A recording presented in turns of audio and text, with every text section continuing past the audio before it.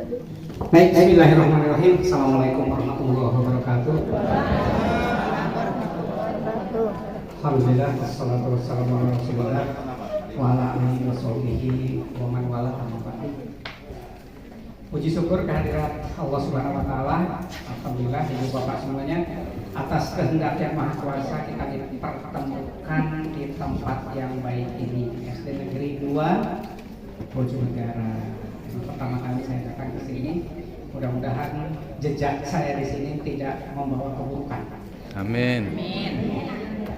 Baik, salawat serta salam kita limpahkan kepada teladan kita Nabi Muhammad SAW. Semoga kita menjalani kehidupan ini dengan bekal contoh nyata yang beliau tunjukkan bagi kita semua. Ibu Bapak yang saya hormati, saya sudah menyiapkan slide, ada 600 slide.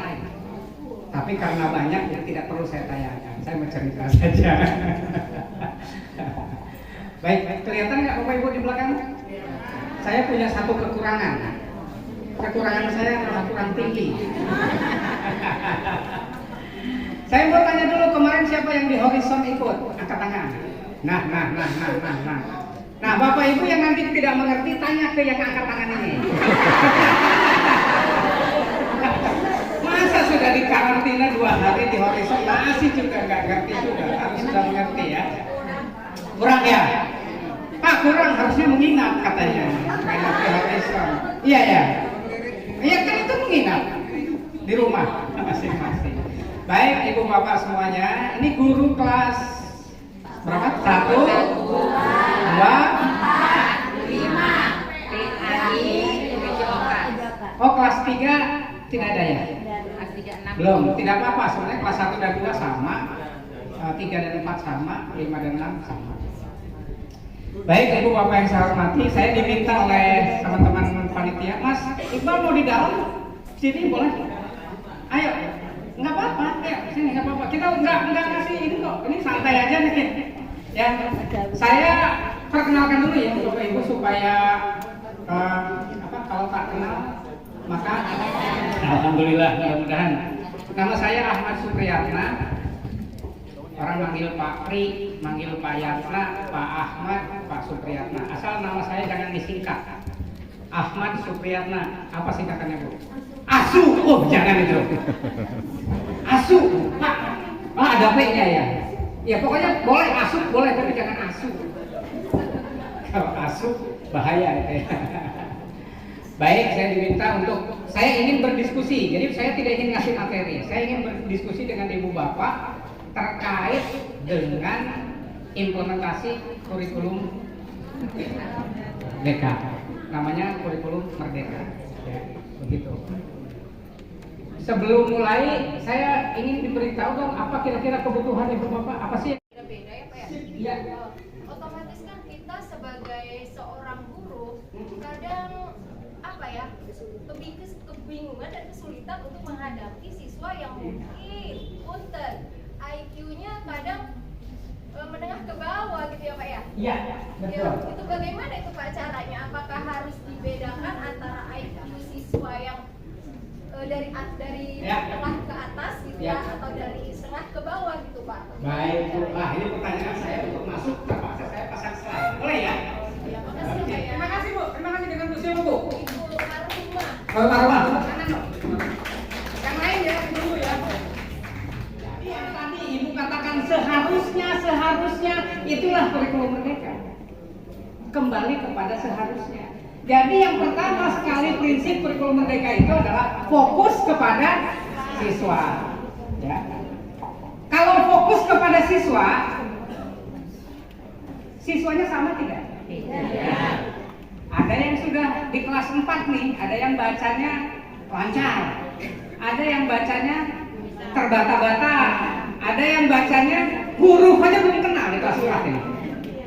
Gak tahu itu di kampung saya, Bojonegara juga kan. Sama aja. Tapi yang saya alami dari Sabang sampai Merauke sama. Karena selama ini guru-guru sibuk membela kurikulum, sementara anak dilupakan. Jadi sekarang kita fokus ke anak. Anaknya sama atau tidak?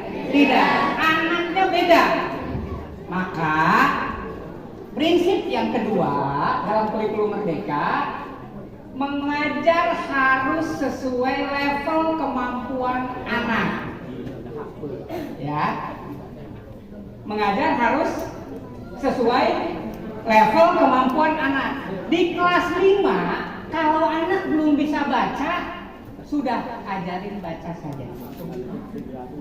Jangan Bapak Ibu membela dokumen kurikulum lagi.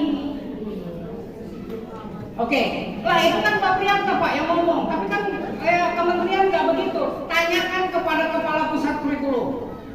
Ada videonya Pak Kepala Badan, nanti kita putarkan. Benar. 3.2, 3.3 gitu ya. 4.1 itu aktivitasnya 4.2 gitu ya. Diurutkan. Kalau diurutkan, maka Bapak Ibu akan ngajar dari atas dulu ke bawah. 3.1 apa? 3.2 apa? Terus diurutkan. Padahal mungkin di tempat kita itu urutannya nggak cocok. Tapi karena Bapak Ibu dipasang target, minggu ini harus tema ini, minggu ini harus tema ini, Bapak Ibu ngajarin aja terus. Soal anak bisa atau tidak, terserah anak saja dulu. Yang penting tugas saya mengajar selesai. Sertifikasi saya tidak terganggu. Yang penting gaji saya aman. Soal anak bisa atau tidak, terserah. Itu berfokus kepada anak atau berfokus pada kepentingan pribadi? Padahal adanya guru di situ karena ada anak. Tapi di tempat saya kayaknya pengurangan dulu deh. Ya udah pengurangan dulu, baru penjumlahan. Boleh terserah Bapak Ibu mengurutkan pembelajarannya mana dulu, silakan. Ada pembagian, ada bilangan, ada geometri, ada data misalnya. Kita mulai dari geometri dulu. Ini segitiga, segi 4 sebelum masuk ke bilangan, boleh. Atau di sekolah saya maunya bilangan dulu, berhitung 1, 2, 3, silakan. Jadi sekarang CP ini diurutkan sendiri, TTP itu diurutkan oleh Bapak Ibu. Ngajarnya mau dari mana ke mana silakan Bapak Ibu, sesuai dengan kondisi anak.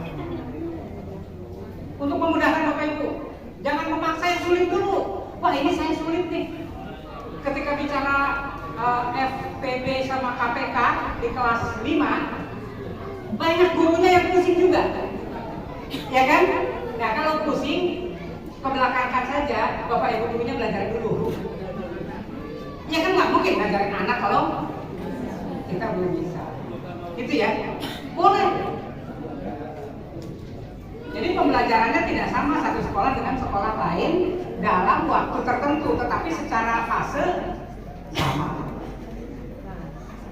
Bisa dipahami ya? Sudah berapa ini? Nah, yang terakhir Bapak Ibu, yang ketujuh yang perlu Bapak Ibu pahami, pembelajarannya ada 2 jenis. Yang pertama, intrakurikuler. Intrakurikuler sama dengan seperti biasa permapel atau kamu per tema, boleh saja, itu terserah sekolah. Pak, kami mau tetap per tema, kenapa? Karena masih ada buku kurikulum yang bisa kita pakai, silakan. Ya, tidak mutlak, dari pemerintah tidak ada. Yang kedua, pembelajarannya, dan ini yang selama ini menjadi persoalan karena dianggap baru, yakni pembelajaran proyek penguatan profil pelajar Pancasila, disebut P5 atau saya pribadi menyebutnya proyek profil. Saya lebih suka proyek profil untuk membedakan dengan project based learning atau problem based learning atau product based learning dengan metode-metode yang lain gitu. Bapak Ibu, kalau di kelas kita sudah belajar mengukur. Coba anak-anak diukur ini berapa mengukur berapa panjangnya. Kelas 1 lah, kelas 1 dan 2 ada mengukur dengan ukuran tidak baku, betul nggak? Baru kelas 1 nih, sama 2, betul ya? Ukuran tidak baku apa? Dekal, depak, apa lagi?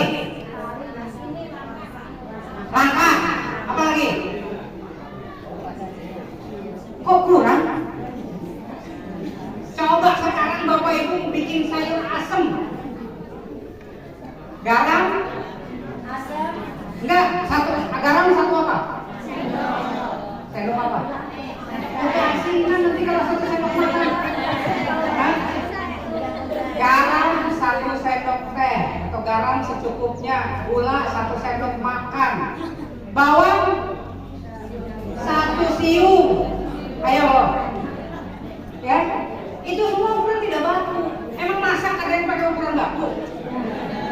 Ya, gelas 1 air 1 gelas, gelasnya beda-beda, pokoknya 1 gelas, ya kan?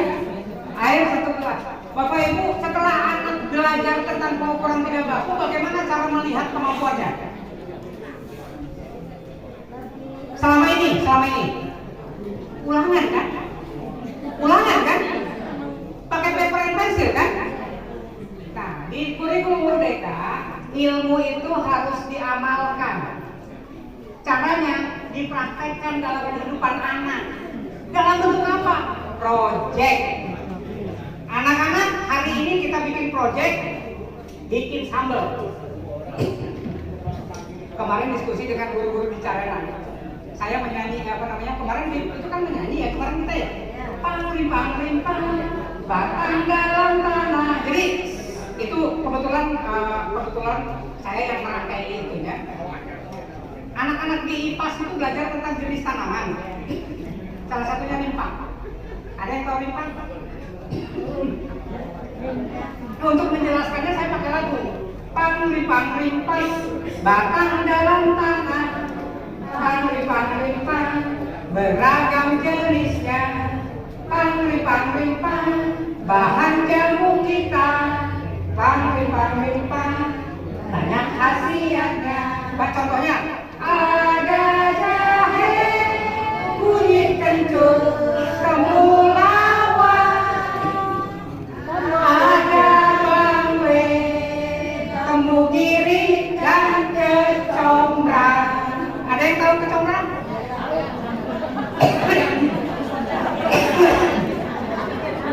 Kecombrang, ada yang tahu?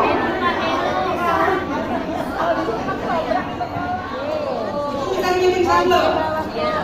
Nah, teman-teman guru di Thailand, Pak, boleh nggak kami bikin proyeknya itu dengan anak-anak bikin sambal honje paling enak di dunia?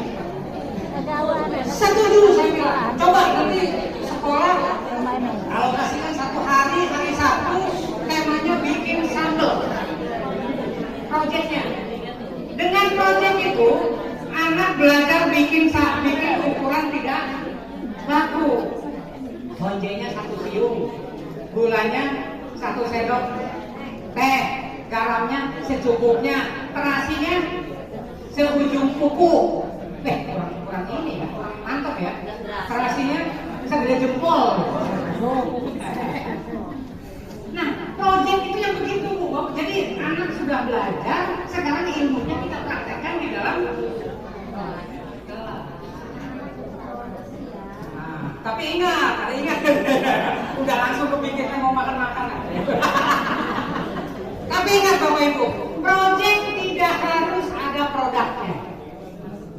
Contohnya, anak-anak kita bikin proyek hari Sabtu bersih-bersih musola tetangga sebelah. Di sini ada masjid, 1 hari anak-anak bersih-bersih masjid. Ada produknya nggak? Itu boleh jadi proyek supaya anak-anak bisa merasakan bahwa kebersihan itu penting. Ya, itu proyek. Dan jangan membebani orang tua dengan setiap hari suruh bawa barang ke sekolah. Nanti orang tua ngamuk. Bikinlah. Saya kemarin dengan Pak Kabid, dengan Pak Kadis meminta di Kabupaten Serang ini salah satu proyek yang harus Bapak Ibu lakukan itu adalah kebersihan. Alokasikanlah 1 jam setiap hari untuk bersih-bersih supaya sekolah kita menjadi tempat yang nyaman buat anak-anak. Supaya masyarakat mencontoh kalau pengen lihat kebersihan, datanglah ke sekolah. Sebenarnya bukan cuma itu, karena dari program kita yang organisasi penggerak itu 100 sekolah yang kita kunjungi, 50 sekolah kotor. 50 sekolah, jadi 50 produknya juga. Pak, kalau tidak ada barangnya boleh nggak? Boleh saja. Nah, bedanya apa? intra dengan project. Kalau intra, kemampuan yang diukur adalah kemampuan kompetensi mapelnya. Matematika misalnya, berhitungnya, itu ada di intra.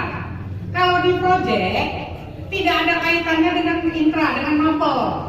Yang project yang diukur hanya karakternya saja. Hanya karakter saja. Ketika bersih-bersih, dilihat gotong royongnya, kerjasamanya dilihat, gitu ya. Nah, kemudian apalagi nilai-nilai yang kebersihan dirinya, kekompakannya, gitu, saling menghargai, itu yang dilihat, Bapak Ibu. Terus bagaimana menilainya? Untuk yang karakter ini tadi, Bapak Ibu cukup bikin kriteria, mulai berkembang, sudah berkembang, sedang berkembang, sangat berkembang. Udah gitu aja, dilihat aja Bapak Ibu petakan. Oh, si ini sudah bagus kerjasamanya, berarti kerjasamanya sudah berkembang. Nggak usah terlalu rumit bikinin angka. Angka itu cukup ada di mata uang supaya kita nggak ketukar. Mau bayar parkir 2.000 jadi 20.000, itu repot.